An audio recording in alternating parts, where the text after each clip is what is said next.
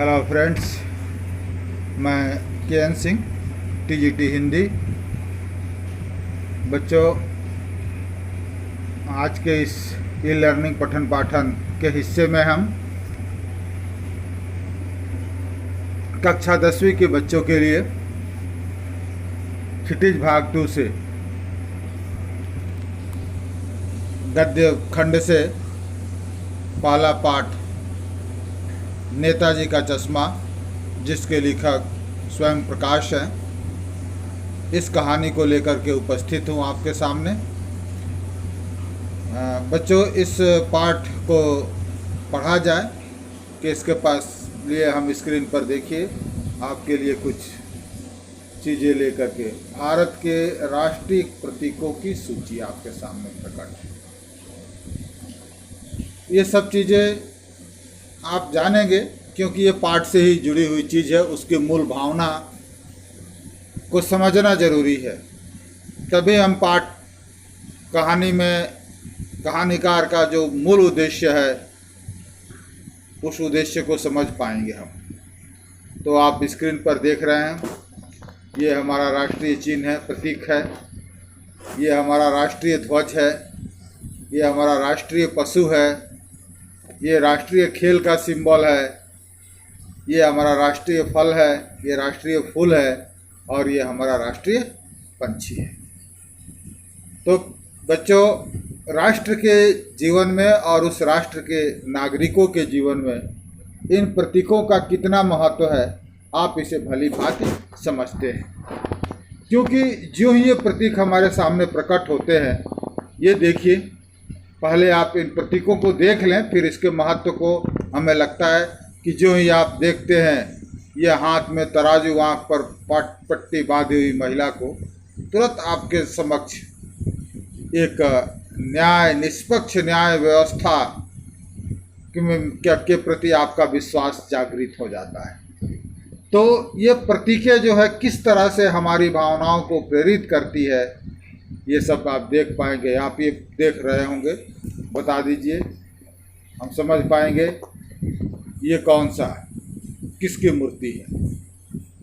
ये statue of unity, एकता की मूर्ति है, सरदार पटेल, लौह पुरुष। जो ये प्रतिमा हमारे समक्ष प्रस्तुत होती है, संपूर्ण राष्ट्र को एकीकरण के स्वरूप में ढालने वाले सरदार पटेल का महान और विराट व्यक्तित्व हमारे सामने प्रकट हो जाता है। अब ये देखिए, आप ये देखिए, इस सन्यासी को आप जरूर पहचानते होंगे।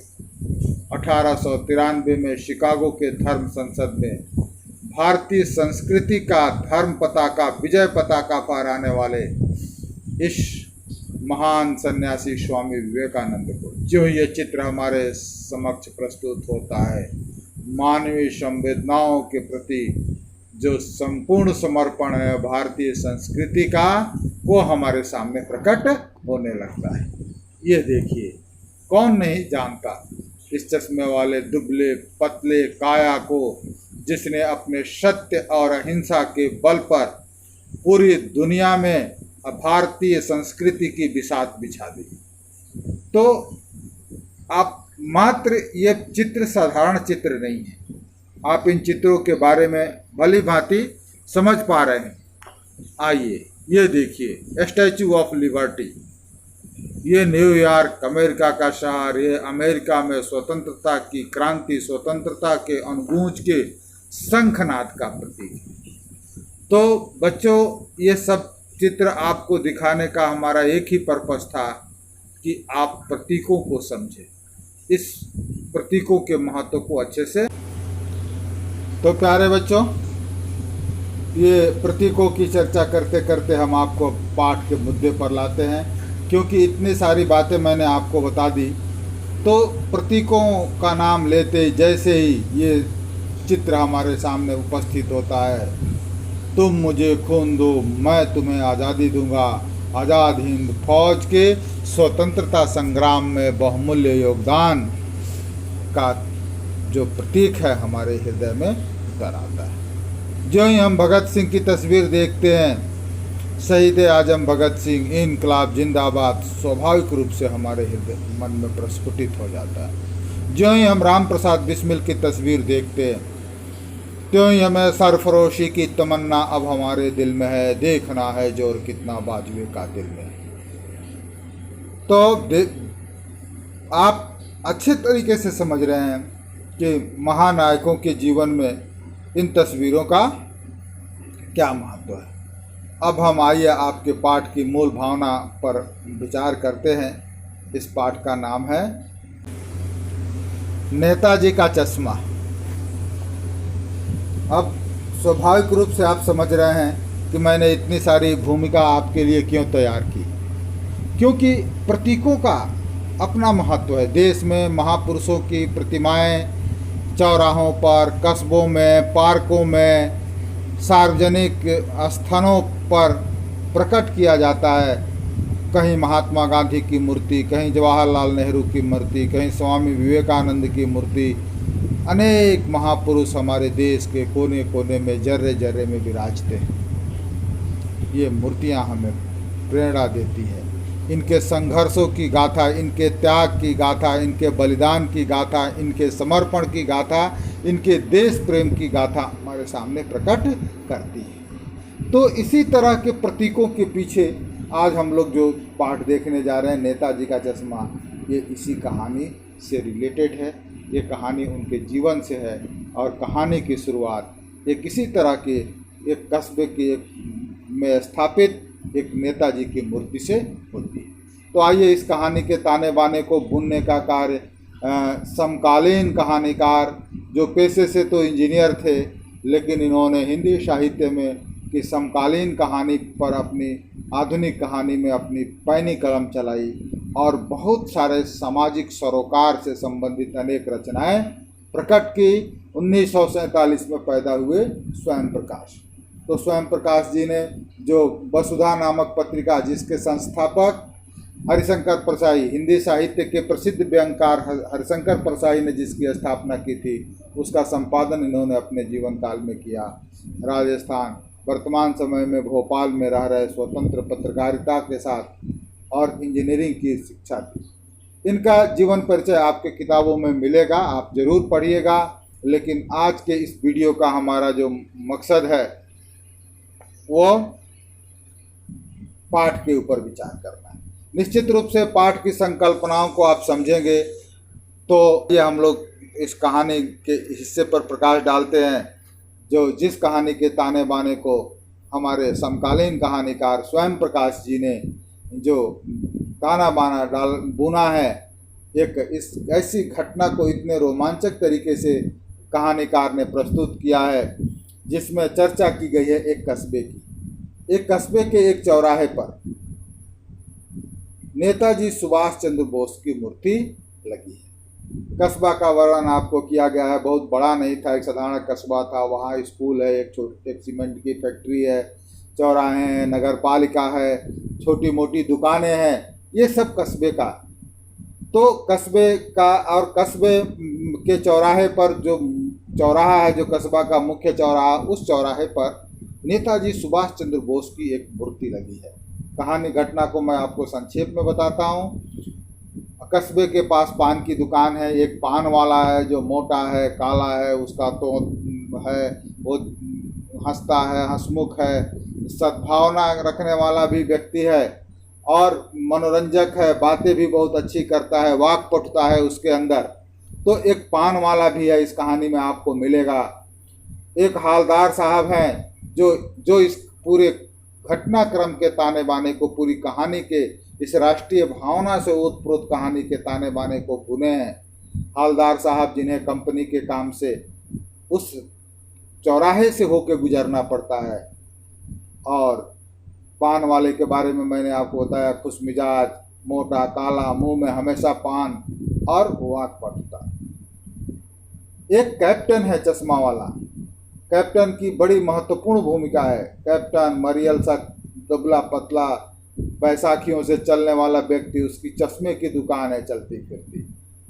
और इस कहानी में और आपको सबसे रोमांचक दृश्य लास्ट में मिलेगा, एक बच्चों का सराहनीय प्रयास। तो आइए हम कहानी के इस मुख्य बिंदुओं पर विचार करते हैं। चश्मा, बिना चश्मे की मूर्ति चौराहे पर लगी है, नेताजी की मूर्ति है। और पान वाले के पास हवलदार साहब आते जाते रुकते हैं और इन्हीं दोनों के संवाद से पूरी घटनाक्रम के ताने बाने को, इस देशभक्ति से ओतप्रोत ताने बाने को दिया गया है। क्योंकि जितने संवाद पान वाले और के साथ हवलदार साहब की हुई है, उसी से सारी कहानी के ताने बाने प्रकट हुए हैं। हवलदार साहब रुके, उन्होंने चश्मा मूर्ति को देखा, उन्होंने प्रतिक्रिया व्यक्त की कि मूर्ति तो सही है लेकिन मूर्ति का चश्मा ऊपर से लगाया गया। फिर पान वाले ने बताया कि मास्टर मोतीलाल बनाना भूल गए और इसलिए इसके ऊपर से जो है चश्मे का फ्रेम जो है इस मूर्ति पर लगा दिया जाता है। हर किसी की उस मूर्ति के प्रति अलग अलग सद्भावना है। हवलदार साहब पान खाते हैं और वहाँ से अपने काम पर चले जाते हैं। आना जाना लगा रहता है। हवलदार साहब का जब दूसरा तीसरा दौरा होता है, देखते हैं कि मूर्ति का चश्मा बदला हुआ है। फिर वो पान वाले के पास रुकते हैं। पान वाले से उत्सुकता बस ये सवाल पूछते हैं कि मूर्ति का चश्मा तो का फ्रेम पहले अलग था, अभी अलग है। ये जानना चाहा पान वाले, तो इस चीज़ को बहुत ही हंसी में लेता है। हवलदार साहब ने यह भी प्रकट किया है कि मूर्ति कपड़े तो नहीं बदल सकता लेकिन चश्मा बदल सकता है।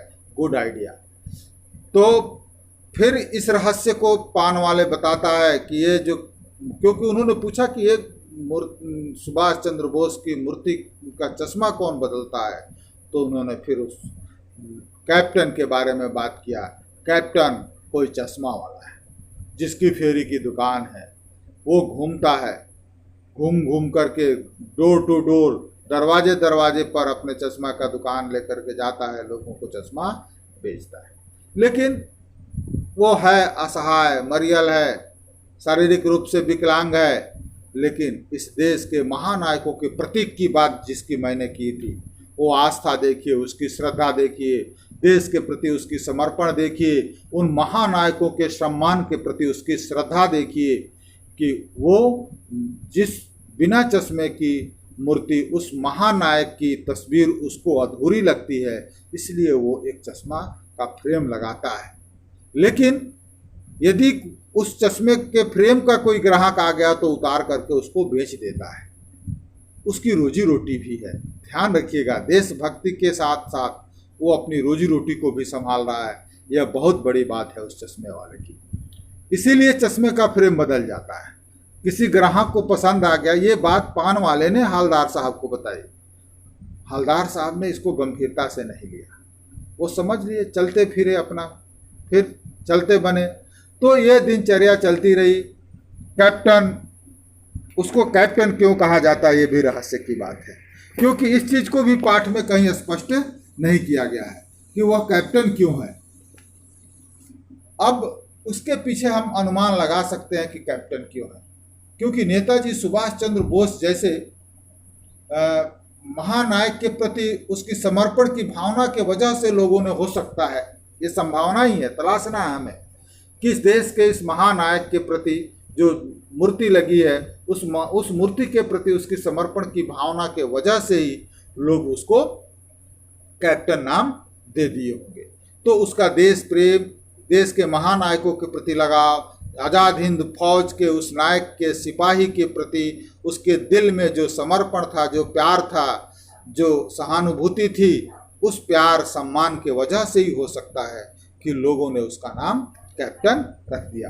क्योंकि जब पान वाले ने सवाल पूछा था तो हवलदार साहब से, पान वाले से जब हवलदार साहब ने सवाल पूछा था तो उन्होंने पूछा था क्या वह फौज में था, क्योंकि हवलदार साहब नहीं जानते थे उस कैप्टन को। तो बोले अरे वो मरियल लंगड़ा क्या जाएगा कैप्टन, यही तो बच्चों ये पूरा घटनाक्रम में आप देखिए, एक पान वाले की सोच उस कैप्टन के प्रति और उसके मूर्ति के प्रति और उस मूर्ति के बनाने वाले कलाकार के प्रति क्या है।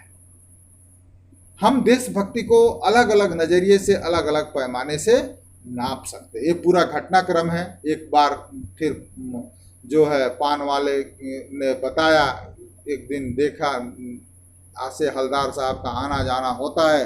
हलदार साहब ने देखा कि उस मूर्ति के पर चश्मा नहीं है। उस दिन पान वाला बहुत भावुक हो गया। हलदार साहब की उत्सुकता बढ़ी, उन्होंने रोका।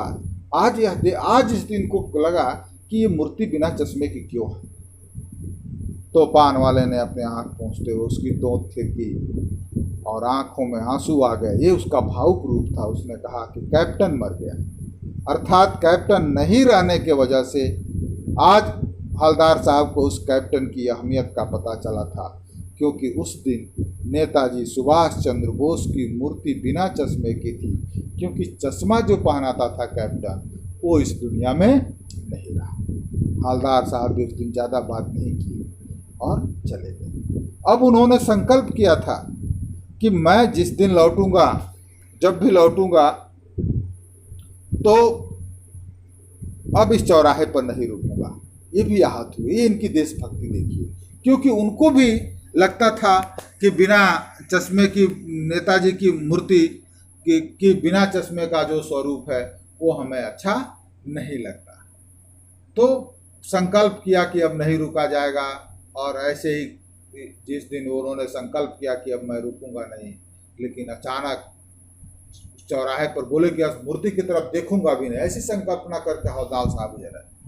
लेकिन जो ही चौराहे से गुजरे, अचानक ये जज्बा है देशभक्ति का, उस मूर्ति की तरफ घूरी और उन्होंने जो स्वरूप देखा, मूर्ति के ऊपर सरकंडे का चश्मा। लड़कों ने उस कस्बे के लड़कों ने खेल खेल में बनाया था। इससे लड़कों की देशभक्ति का जज्बा पता चलता है। और वो जब सरकंडे का चश्मा नेताजी की आंखों पर देखा, तो ड्राइवर से उन्होंने गाड़ी रोकने के लिए, बहुत स्पीड में गाड़ी थी, क्योंकि ड्राइवर का आज वहाँ रुकने का इरादा नहीं था, उसने कस के ब्रेक मारी। सभी लोग गाड़ी की आवाज़ सुन करके देखने लगे कौतूहल बस। हवलदार साहब उतरे, एकदम से गए, जा कर के वहाँ नेताजी की तस्वीर को देखा कि बच्चों ने सरकंडे का चश्मा बना करके उस मूर्ति पर स्थापित किया। तो देश के उन बच्चों के प्रति भी, जो देश के महानायकों के प्रति जो सम्मान है, इन सारे घटनाक्रम से ये प्रतीत होता है कि हम देशभक्ति के लिए हमें बहुत सुविधा साधन संपन्न होने की जरूरत ही नहीं है। हमारे पास जो कुछ भी संसाधन है, उन संसाधनों से हम देशभक्ति के अपने जज्बे को दिखा सकते हैं। मित्रों, देशभक्ति को अलग अलग तरीके से अलग अलग दिख रहा है। पान वाले के नज़र में कैप्टन चश्मा वाला पागल है, और हवलदार साहब अब तक यही समझ रहे थे कि ये कैप्टन है कौन जो बार बार मूर्ति को बदलता है। हवलदार साहब को उस दिन उस कैप्टन की अहमियत का पता चलता है जिस दिन कैप्टन नहीं रहता है, और उसके अभाव में नेताजी की मूर्ति बिना चश्मे के है। तो देश के नायकों के प्रति इन अलग अलग लोगों का समर्पण, इन अलग अलग लोगों की देशभक्ति आपको इस पाठ में प्रकट हुई है। तो आइए हम इस पाठ के कुछ प्रश्न, चलिए हम लोग कुछ प्रश्नों पर विचार कर लेते हैं। देखिए, सेनानी न होते हुए भी चश्मे वाले को लोग कैप्टन क्यों कहते थे? ये बड़ा ही रहस्य की बात है।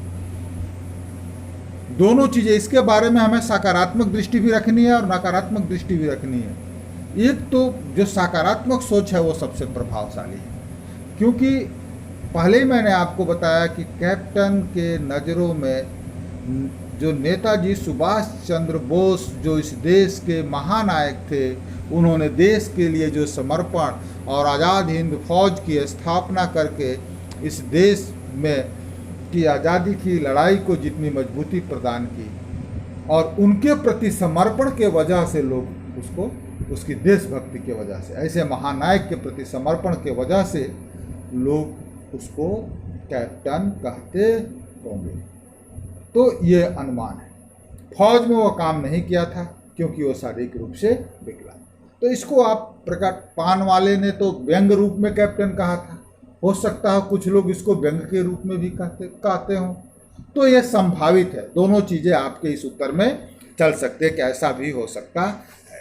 अगला प्रश्न देखते हैं हवलदार साहब ने ड्राइवर को पहले चौराहे पर रोकने के लिए, गाड़ी रोकने के लिए कहा था, लेकिन हवलदार साहब पहले मायूस क्यों हो गए थे? हवलदार साहब इसलिए मायूस हो गए थे कि कैप्टन अब इस दुनिया में नहीं था, और कैप्टन दुनिया में नहीं था तो नेताजी की मूर्ति पर कोई चश्मा लगाने वाला नहीं हो, और देश के महानायक का अपमान मुझसे देखा नहीं जाएगा, ये उनके मायूसी का कारण था। दूसरा है, मूर्ति पर सरकंडे का चश्मा क्या उम्मीद जगाती है कि अब भी देश वीरों से खाली नहीं है। बच्चे के अंदर, इस देश के बच्चे में भी देशभक्ति का जज्बा है, महानायकों के प्रति सम्मान है। इस राष्ट्र का भविष्य अभी भी उज्जवल है कि देश का बच्चा भी जितनी उसकी सामर्थ्य है, जितनी उसकी ताकत है, जितनी उसकी क्षमता है, उस क्षमता के हिसाब से वो अपनी देशभक्ति को प्रकट कर रहा है। तीसरा है कि हवलदार साहब इतनी सी बात पर भावुक क्यों हो उठे? हवलदार साहब इसलिए भावुक हो उठे कि देशभक्ति का जज्बा रखने वाले, उनके मन में अभी भी आशा की उम्मीद है, देश वीरों से खाली नहीं है। हम यह सोचते हैं कि किसी एक आदमी के नहीं रहने से हमारे महानायकों का अपमान हो जाएगा, तो ऐसा है इसलिए। अगला प्रश्न है कि बार बार सोचते हैं क्या होगा उस कौम का, अपने देश के खातिर गिरहस्ती जवाब कर देना हस्ती है। हवलदार साहब के बार बार सोचते रहे कि उस कौम का क्या होगा जो सब कुछ त्याग देते हैं। खास करके हवलदार साहब ने उस कैप्टन के प्रति जो लोगों की धारणा थी, चश्मे वाले के प्रति जो धारणा थी, उस धारणा को लेकर के ये चीज़ें प्रकट हुई। पान वाले का रेखा चित्र प्रस्तुत कीजिए, आप बढ़िया से किताब से ढूंढ लीजिए। चौराहे पर पान की दुकान, मोटा काला, उसके सिर पर बचे बाल बहुत कम बचे थे, वह पान बचाता था, उसका तोत ही रखता था, ये सभी चीज़ें। वो लंगड़ा क्या जाएगा फौज में, पागल है पागल। यह प्रतिक्रिया किसने दी थी? यह प्रतिक्रिया पान वाले ने दी थी। किससे दी थी? हवलदार साहब से दी थी। निश्चित रूप से पान वाला जो था वो कैप्टन की इस भक्ति को वो बहुत ही सतही स्तर से लेता था। कैप्टन के प्रति जो, कैप्टन के मन में जो नेताजी के प्रति जो श्रद्धा और सम्मान की भावना थी, उसका ये मजाक उड़ाता था। यह उसका सतही सोच प्रकट करता है। तो ये सब पाठ जो है आप अच्छा से देख लेंगे। हमें उम्मीद है कि पाठ का जो कौन सा हवलदार साहब कैप्टन ने साक्षात देखा, तो उनके मानस पटल पर कौन सा चित्र रहा होगा। कैप्टन को देख करके आप समझ सकते हैं कि कैप्टन की जो मूल भावना है वो क्या थी। तो मैं उम्मीद करता हूं कि आप पाठ की जो मूल भावना है, जो देशभक्ति, देश प्रेम के प्रति जो समर्पण की भावना है, उस चीज़ को आप बेहतर तरीके से समझेंगे। आज का यह पाठ पूरा हुआ। धन्यवाद।